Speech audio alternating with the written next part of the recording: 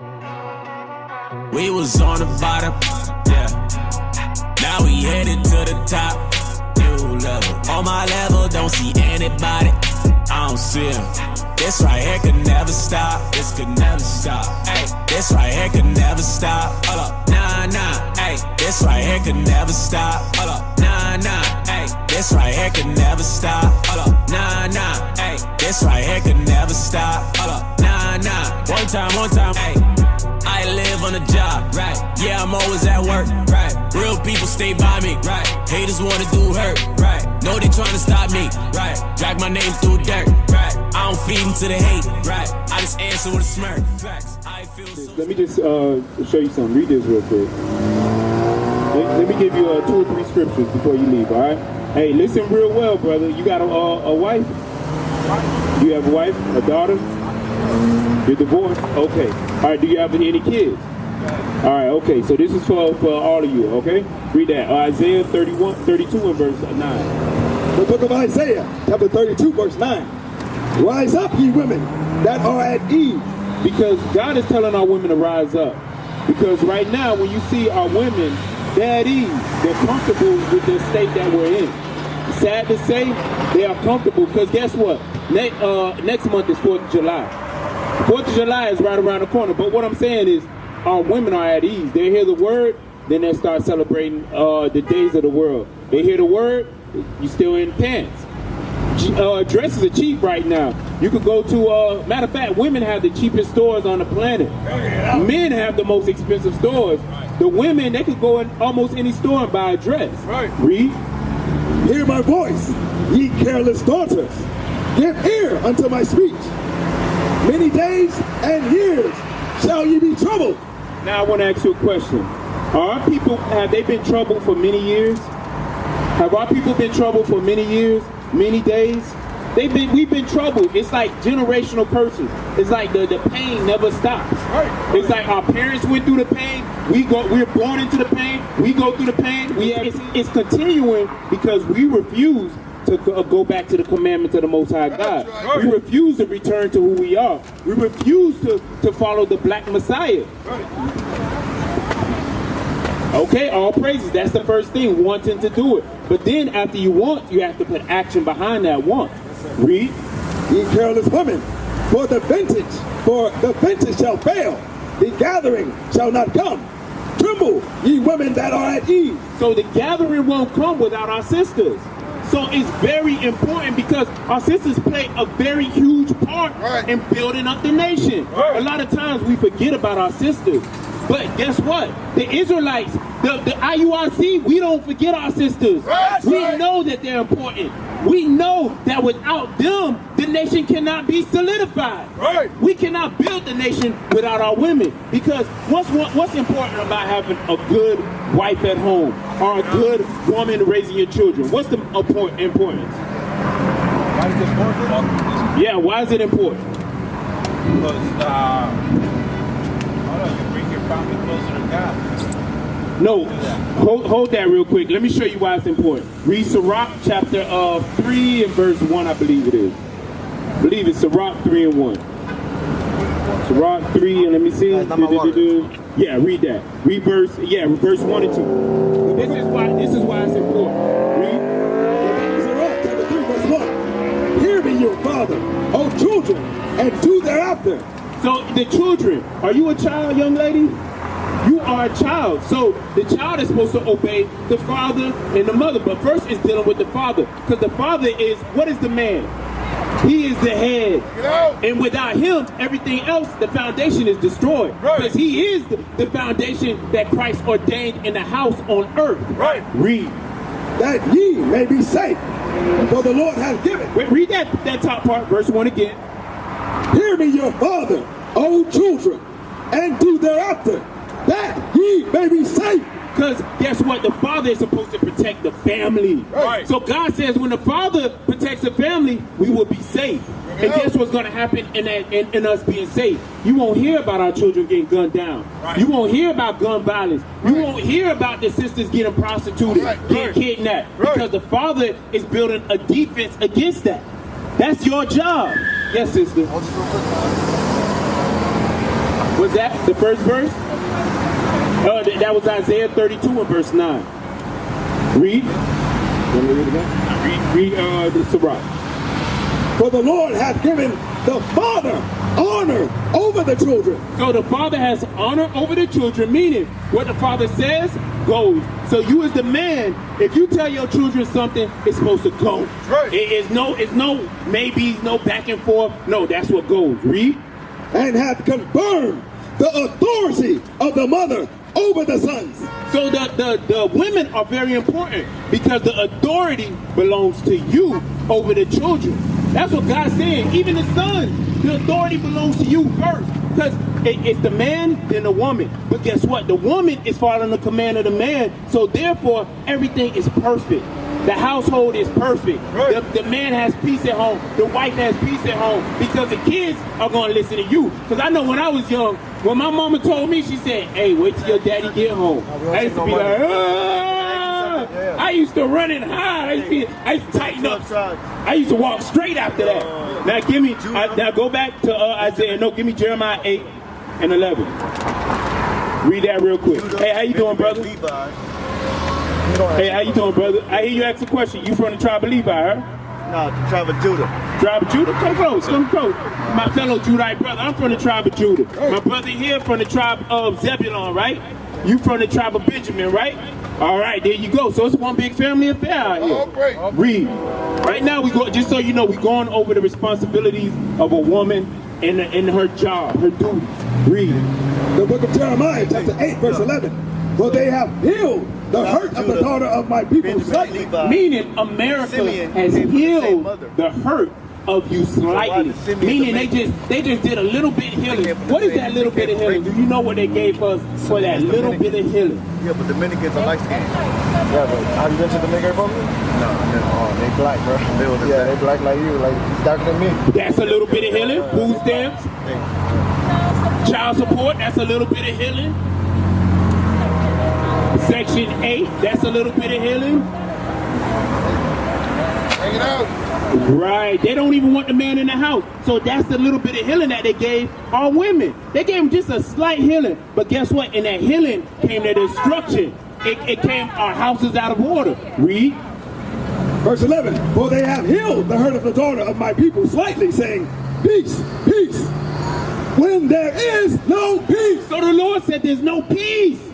There's no peace with the people that did this to us. How can they, you know what's funny? WIC was actually started by the Black Panthers. Keep it low. WIC was actually started by the Black Panthers. Guess what? They killed off the Black Panthers.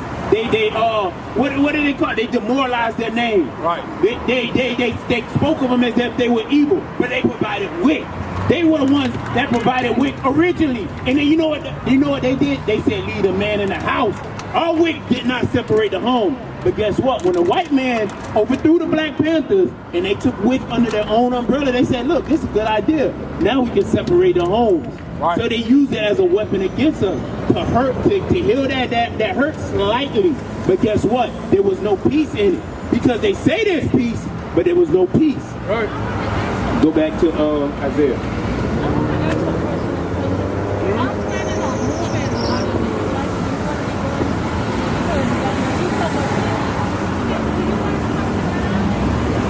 We recently, last year, we did what we call a quest. And we went to that island.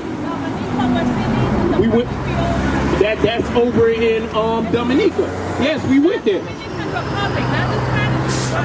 No, Dominica, where it's French and they spoke French and Spanish out there.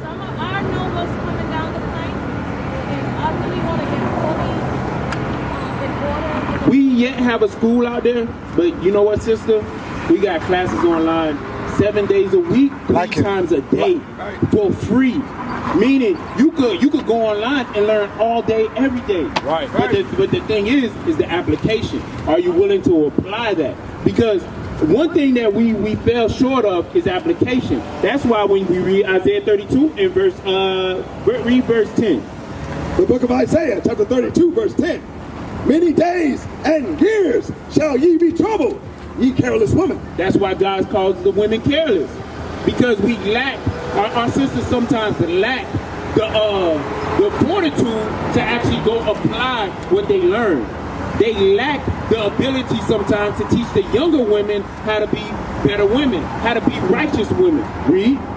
For the vintage shall fail, the gathering shall not come. Read. Any gas? Tremble, ye women that are at ease. So the Lord says, tremble, meaning be scared. You know why the Lord says be scared? Look at Breonna Taylor. She was in the house laying with her boyfriend, and she was put to death. But why was that? Because God says boyfriends are not righteous. Boyfriends are not of God. Right. So when a sister has a boyfriend, like when you get to an age where you see the peer pressure of other sisters in school telling you, hey, you see that boy looking at you? Woo, hey, he's so fine. Nah, don't feed into that. Ricardo. I just back up a little bit.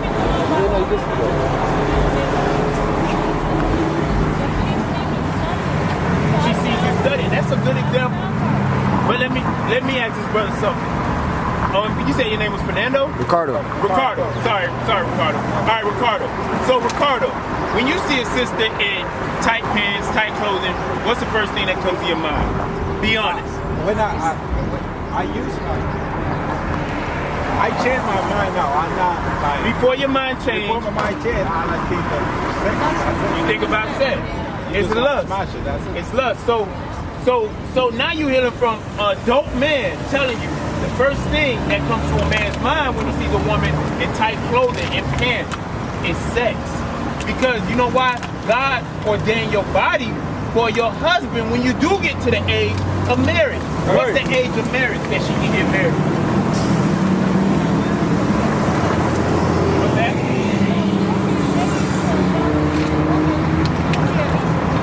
So do you agree with that? The appropriate age for marriage is what? That age? It gotta be when the Numbers 1 and 3. It gotta be mature enough. Because if they're too young, they might not stick together. Yeah, but there's what you're saying is correct.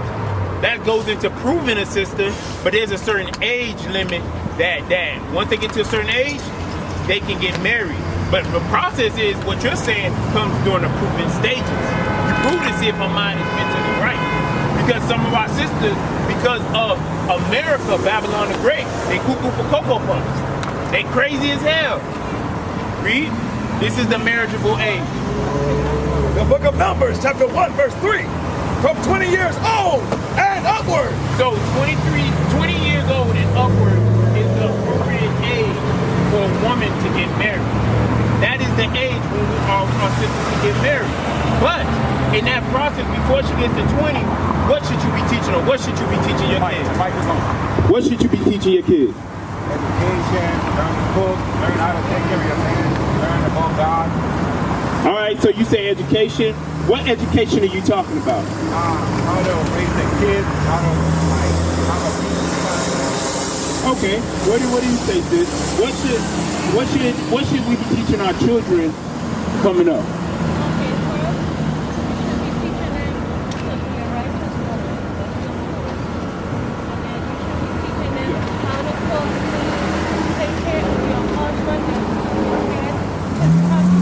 Titus 2.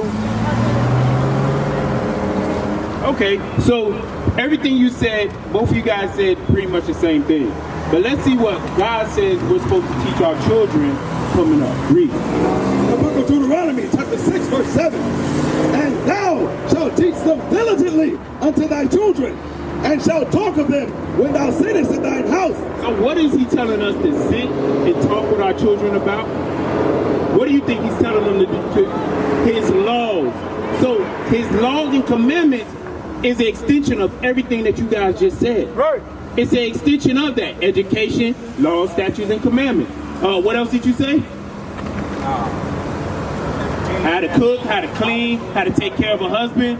That's all part of the law, statutes, and commandments. Right. So it starts with God's laws. But first you have to apply it. Read it again. The book of Deuteronomy, chapter 6, verse 7. And thou shalt teach them diligently unto thy children, and shalt talk of them when thou sittest in thine house, and when thou walkest by the way, and when thou liest down, and when thou risest up. So that sounds like we're supposed to be teaching them all day long. But what's the first example that we teach our kids? You're on. Right now, What's the first way we teach our children? with the internet, watch YouTube. Nah, not with the internet. No, but why you being like, Example of yourself. The sister hit on the head. Because guess what? When you an example, you will dress different. You talk different from everybody else. You deal different from everybody else. right? When you see our people in the hood, they dress just like my sister dressed. The women dress exactly the same. The men dress exactly the same. You know what makes us stick out? It happens all the time. I went to go get put tires on my car. A dude walked by and he said, "Hey, shalom, Ak." You know why he said shalom? He saw my fringes. Right. Meaning, I didn't wear, not on just this garment, they're on all my garments. That's right. And that's for every brother out here. Right. That's for our wives, our children, they all wear fringes. Because you know what? When Christ returns, how will he differentiate you from the everyday Negro, Bring from it the out. everyday Hispanic?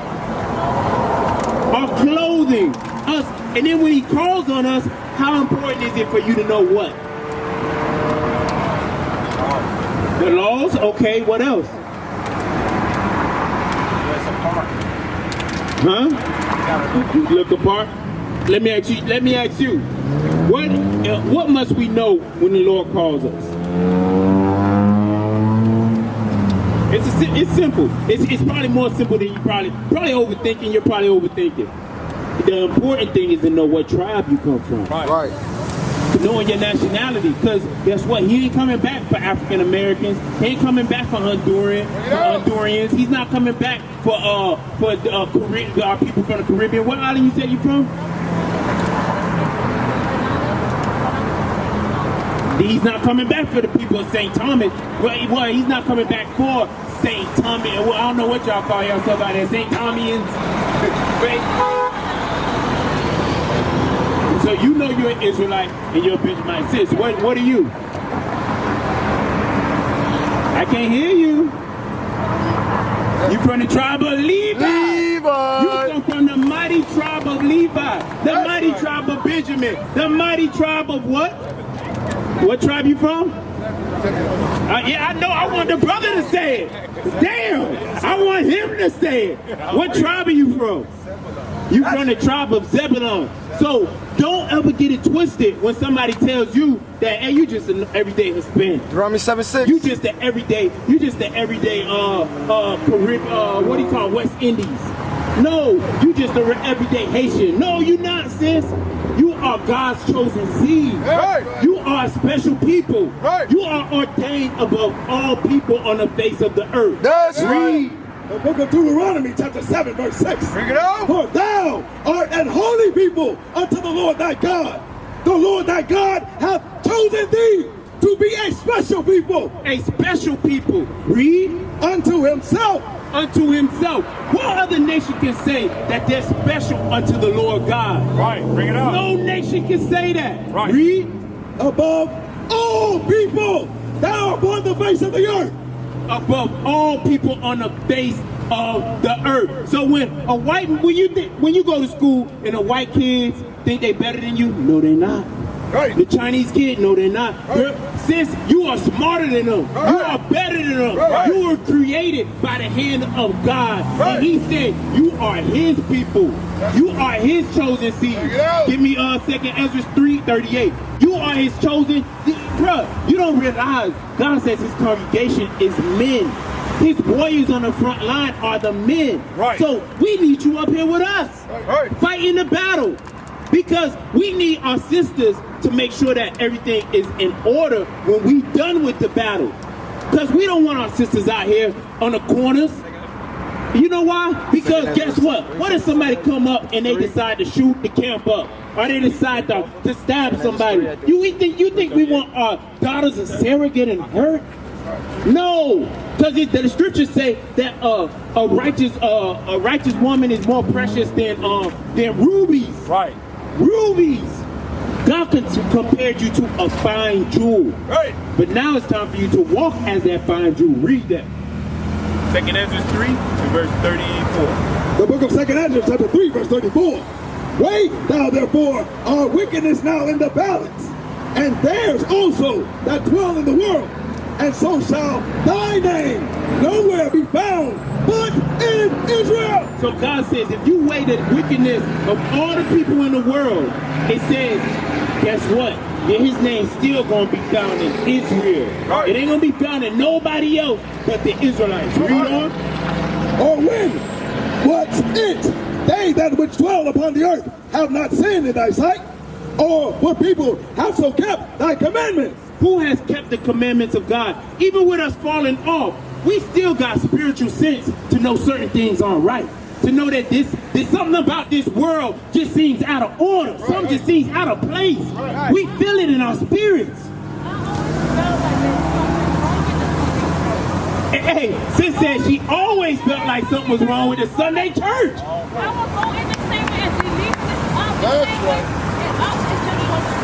Right. Because you know what I noticed about church? I'm going to tell you what I did to my mother.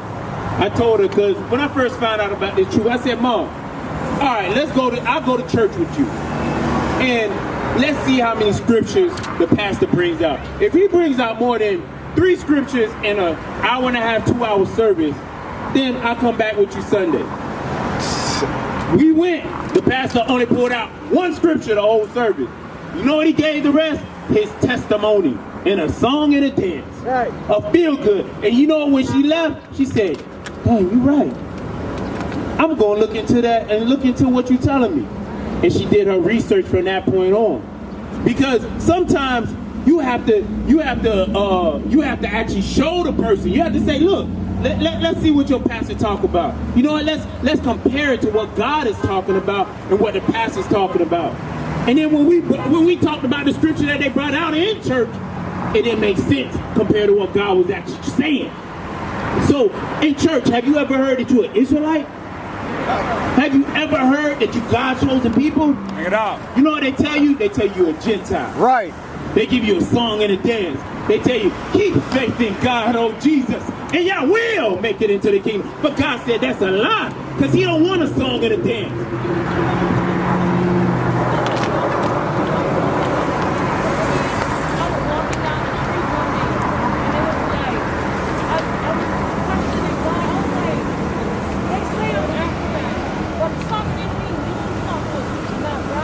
You know why they say? Who am I? I was walking by myself under like a tree. I was talking literally to myself like, who am I? Am I an African? I don't feel like I'm an African. Did you ever feel like that? I felt like that. Did you ever feel like that? Well, she said that they would call her African, like say African American, whatever you want to call it, African. They say our people are African. Have you ever felt that you're African? Nah, you never felt that you're African. You know why? Because we are not African. That's right. Did you know that we're not African? Did you know that? I know that, but people try to like put us in that label. I'm going to show you why people try to pull us in that label. Read. This is the book of Babylon. From Babylon to Timbuktu, page 84. In the year 65 BC, the Roman armies under General Pompey captured Jerusalem. In 70 AD, General Vespasian and his son Titus put an end to the Jewish state with great slaughter. During the period of the military governors of Palestine, many outrages and atrocities were committed against the residue of the people. So the residue of the people that it was committed against was against your foremothers, your foreparents, the Israelites. Read. During the period from Pompey to Julius, it has been estimated that over 1 million Jews, 1 million what? 1 million Jews fled into Africa. So we fled into Africa. Why did we flee into Africa? Fleeing from Roman persecution and slavery. We're fleeing from slavery. We fled from slavery. Get 1 Maccabees 3:41. So we fled from slavery. No, stay here. I need that hymn. We fled because we were avoiding persecution. So the persecution, do you think that when we fled that persecution into Africa, do you think we just stayed 1 million people? Or do you think we multiplied? We multiplied. Let me ask you a question, brother. Cover your ears, sis. Do us men, do we like to have sex? Exactly. So what comes from having sex? Kids. You good, sis. Kids come from that. So that's how we have kids. So us men, God says, when the persecution was on, guess what? We're going to multiply like the sands of the sea. It happened in Egypt. Now, with you saying that, wait. Now, with you saying that, is it happening today? Bring it out. Is it happening right now? Bring it out. Well, everywhere you go, we there. Right. And guess what? We keep multiplying. They might have killed 3 or 4 brothers and sisters this month, maybe more. But guess what? We multiply. Guess what? Another 50 was born. Right. Read. Wait, this is just to show you that we are not Africans. Read. This is the Zondervan Compact Bible Dictionary. Ham, the youngest son of Noah, born probably about 96 years before the flood, and one of 8 persons to live through the flood. He became the progenitor of the dark races, not the Negroes, but the Egyptians, Ethiopians, Libyans, and Canaanites. Now you see this sister behind us? Hey, show this. Hey, get that sister. Hey, look. This is what happens when we fail our community. This is what happens when our women don't do what they're supposed to do. This is what happens. The sister's walking on into traffic. She's begging for death. She's begging for it. You know why? Because she cares less about her life. Right. Because drugs is in our community. Right. They have destroyed the sister. Right. But that happened because we refuse to keep God's commandments. That's why God says our sisters are careless. Right. This is a careless action. That what she's doing right now shows that she does not care about her life. But guess what? Once she was a young lady just like you, in her right mind. But you know what happened? Persecution came along, oppression, hardship. And you know what our people do in hardship? Name one of the things that our people go to when they're going through hardship. They go through drugs, smoking, drugs, cigarettes, drugs, alcohol, more drugs. Everything under the sun we do to escape that. But but what's the solution? What is the solution in the end? Keep the commandments of God. Get 1 Kings. Matter of fact, get Leviticus 26 and 44. Get that. So, with all that being said, this is what we do. This is the solution. Because we all want solutions. Because earlier the officer brought up ingredients. He brought up the ingredients. Now, let me ask you a question. When you make a cake, if you missing the baking, baking soda, baking powder, whatever they put in there, and you missing flour, can you make a cake? Can you make a good cake with that? Exactly. All right, how about this? How can you make a peanut butter and jelly sandwich without bread? Meaning you missing certain ingredients. So just like with us right now, from what we see, you guys are missing certain ingredients in order to have to be in righteous standing with God. Right. Because when you're delivered to God, you want to come in perfection. You want to be wrapped in that beautiful garment. No spot or wrinkle. Real quick, before you get that, get Isaiah 61. Isaiah 61 verse 10. Read that real quick. The book of Isaiah, chapter 61, verse 10. I will greatly rejoice in the Lord. My soul shall be joyful in my God. So we are supposed to be joyful in God, in the black Messiah. Right. Read. He hath clothed me. So now it's talking about the clothing. This is spiritual clothing. The ingredients. Read. He hath clothed me with the garments of salvation. With the garments of salvation. Read. He hath covered me with the robe of righteousness. Now he put on righteousness. After he put on a garment of salvation, he put on a robe of righteousness. Read. As a bridegroom taketh himself with ornaments. Now it says, as a bridegroom taketh himself with ornaments. So that means he was decked out. So what is the righteousness that he was clothed in? What is that?